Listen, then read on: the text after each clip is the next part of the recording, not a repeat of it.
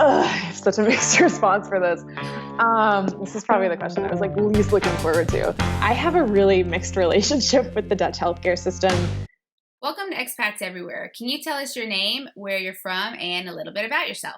Sure. I am Lauren, originally from the United States. Chicago is what I call home. And I'm currently living in Arnhem, the Netherlands. I've been here for about 3 years. Personally an entrepreneur, founder of Form Project, and making this my home. All right, great. Tell us a little bit about being an entrepreneur in the Netherlands.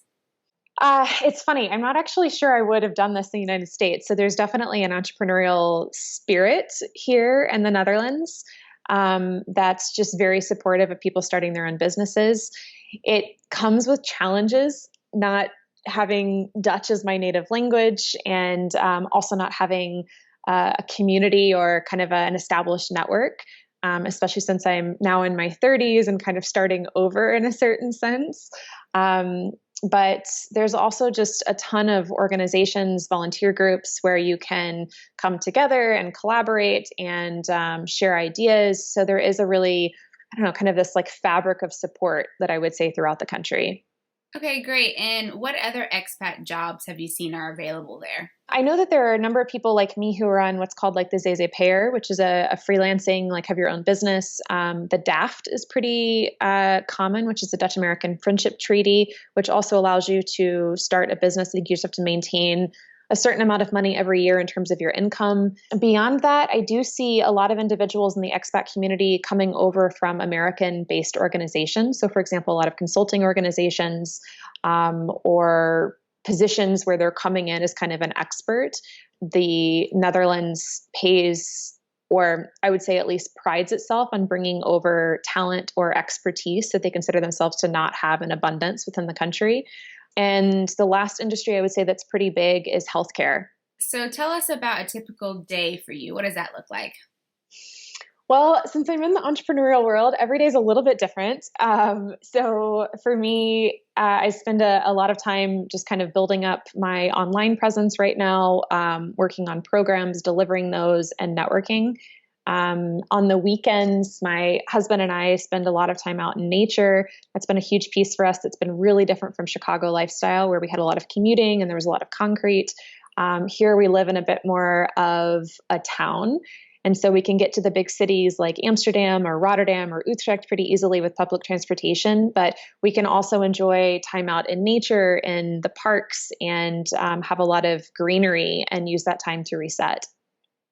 Okay, so if someone wants to be an entrepreneur in the Netherlands, how much can they expect to earn? Do you have like a range that you would say people earn?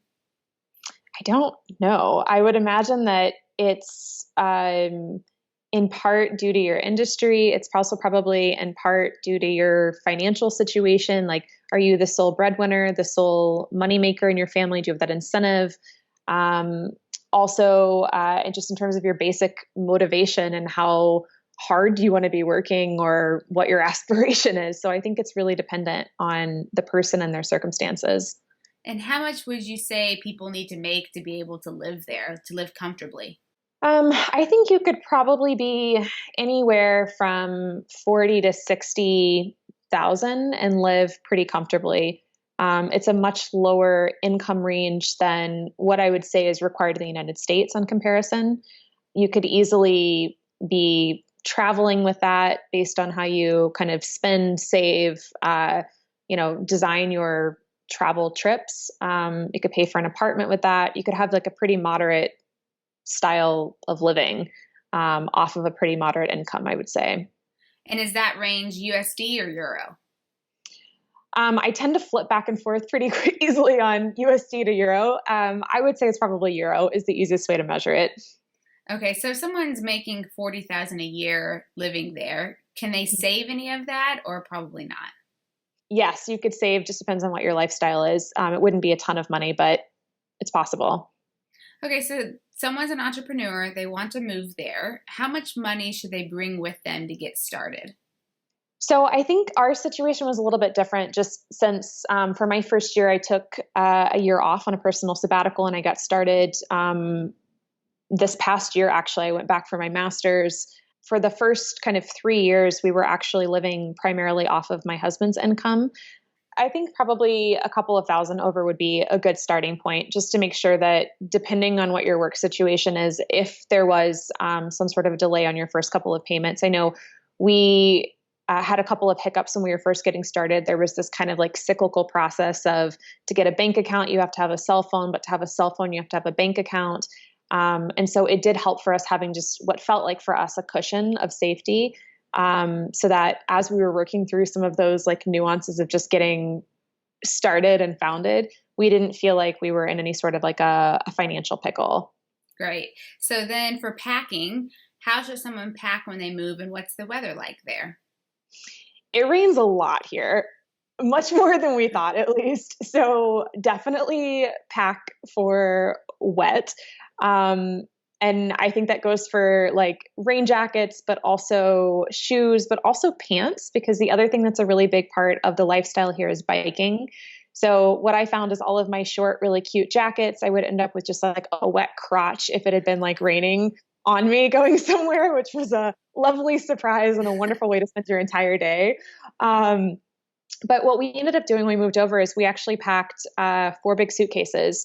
And this is what we lived out of for the first 6 months before we found ourselves a permanent fixed apartment to be living in. So we were in temporary housing for the first 6 months and just carrying our suitcases. And it was perfect. It worked really, really well. And then at that 6-month mark, we spent just a little under $5,000 and had not all of our stuff, but some of the essentials shipped over to us. So a couch, some furniture, chairs, pots and pans, cutlery.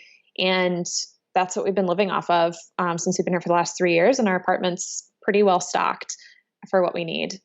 Okay. And is there anything that you can't find there that you would recommend people bring with them? Yeah, I mean, bring whatever your creature comforts are with you, because I think anytime you go to a new country, they're never going to have like your favorite foods or your favorite snacks or sauces or whatever it might be. For me, Tabasco is a really big thing. It took me a while to find it. So I ended up bringing over a little bit in the beginning just to kind of get me by until I found this wonderful Asian supermarket to support it. The other thing I would say is like any toiletry favorites that you have. So for example, I love Dove deodorant. I've not been able to find that here. It took me a while to find herbal essence. That's also a staple in my hair care routine. So if there are any favorites, bring those without a doubt, just to be safe. Okay, great. So do you feel safe where you are? I feel so safe. I was actually talking to my husband about this the other day, how I didn't realize how perhaps unsafe I felt living in the United States until I had been here. Not only in just in terms of like basic human safety, but also in terms of being like a petite female. I can go anywhere on my own, any time of night. Of course, wherever you are, you should always just be smart and conscious of your surroundings. But I don't get whistled at. I'm not getting people flirting or hitting on me. Like it's very common in the United States for us to experience as females. So yeah, there's just been kind of this wonderful almost exhale that I've realized, which has just made me feel, I don't know, more confident in everyday life, just more comfortable. Feels like more home. Oh, that's nice. Oh, it's so nice. All right. And how do you meet people? We spent a lot of time in the Meetup group app when we first moved over here. That was a huge one. We've now started to meet people. It's been kind of a trickling out effect from initial people that we met in Meetup groups. I actually, anytime I would hear an American accent, I would walk up and introduce myself. So some of our friends I've met at the library or in the most weird places where I'm like, hey, you sound like you're from Texas or from wherever it might be. And those are some of our dearest friends today, actually. And also through work. So through my husband's work, he works in a lab. It's a very international lab. So we have friends from Turkey and from China and Japan and all over the world. With myself, I've worked in different women's groups. And so I've met some really wonderful women that have now become a part of my friendship and friends network, and also just my professional network as well. And what kinds of things do you do for fun? We do a lot of travel, whether that's outside of the country or even inside of the country. We spend a lot of time going to different cities within the country. We also spend a lot of time hiking, just wandering. Public transportation is wonderful here. So you can pretty much walk anywhere and then be able to jump onto whether it's a bus or a train and make your way back home.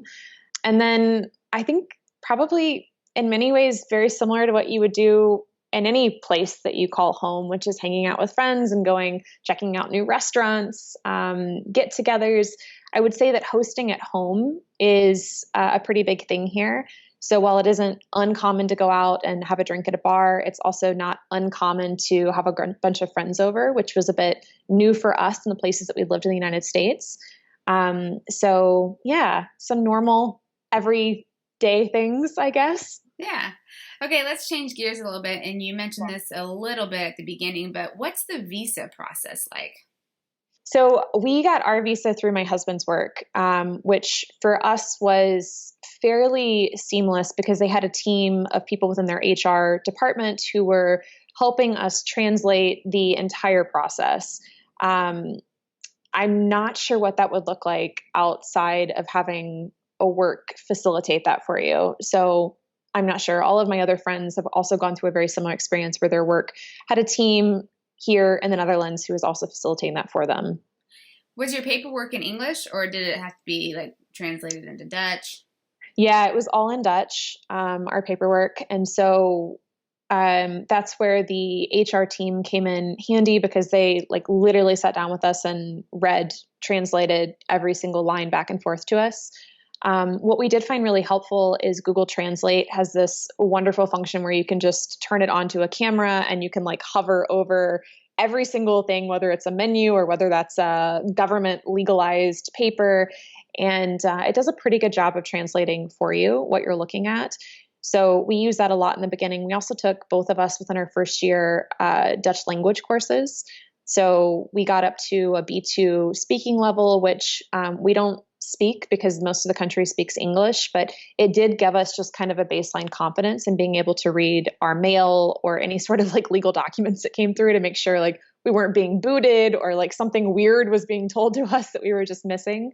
But yeah, that's what our experience was like with that.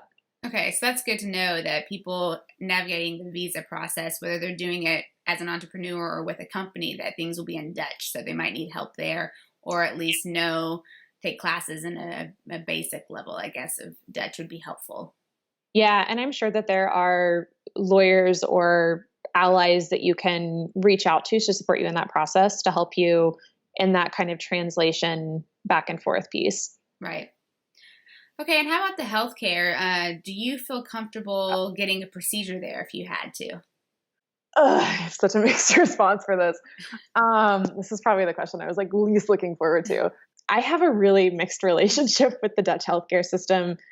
I think part of this is the fact that I worked in healthcare in the United States. So I was a part of a private for-profit institution in the United States that was really revolutionizing the way that healthcare was delivered.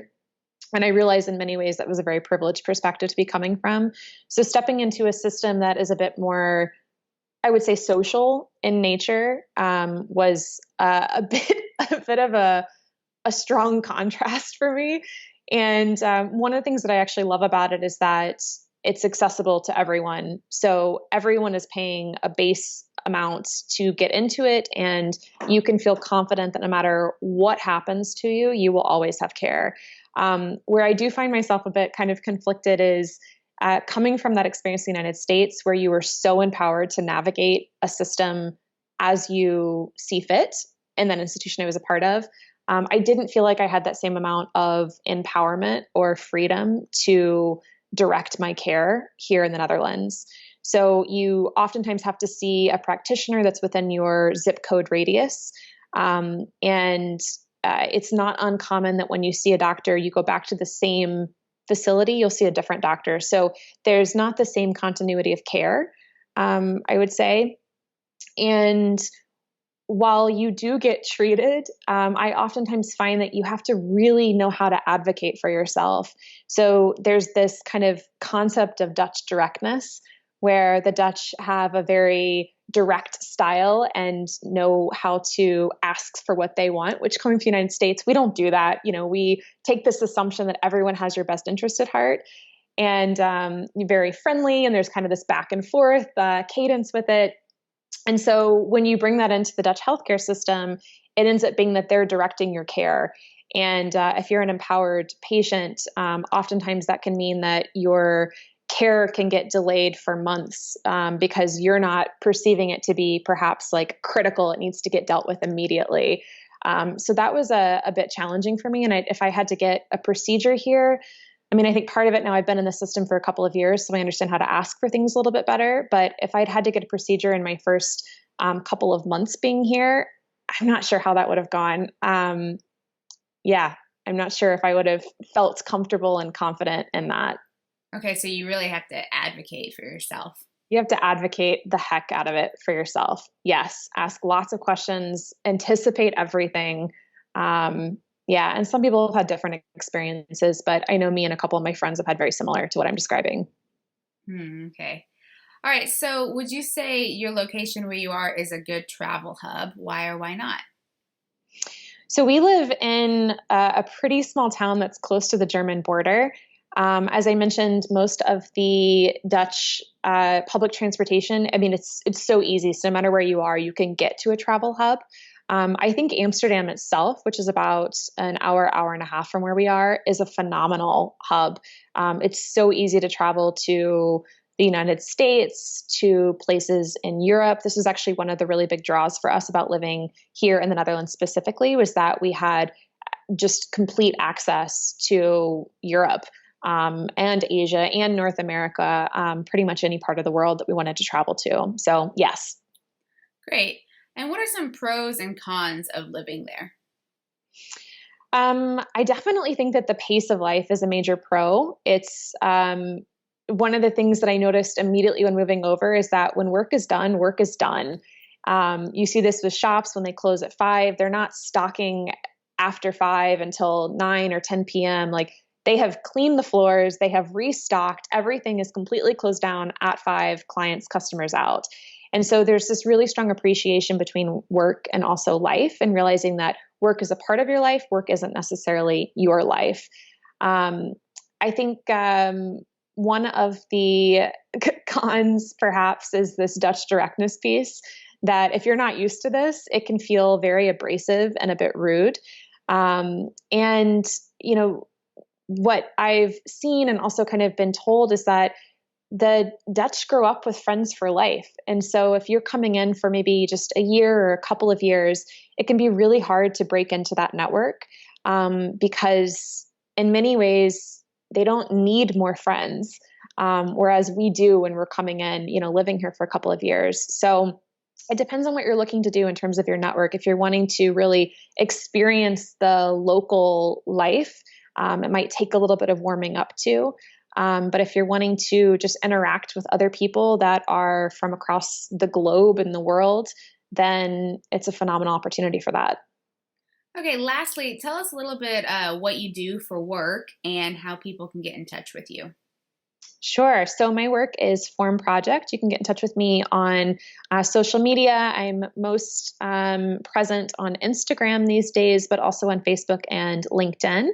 And my work is all around empowering the human form, body, mind, and spirit in a burnt out world. So I work with leaders individually and also in group and also within organizations to prevent and also heal from burnout. Well, awesome. Lauren, thank you so much for talking to Expats Everywhere today about what you do and life as an expat. My pleasure. Thank you for having me.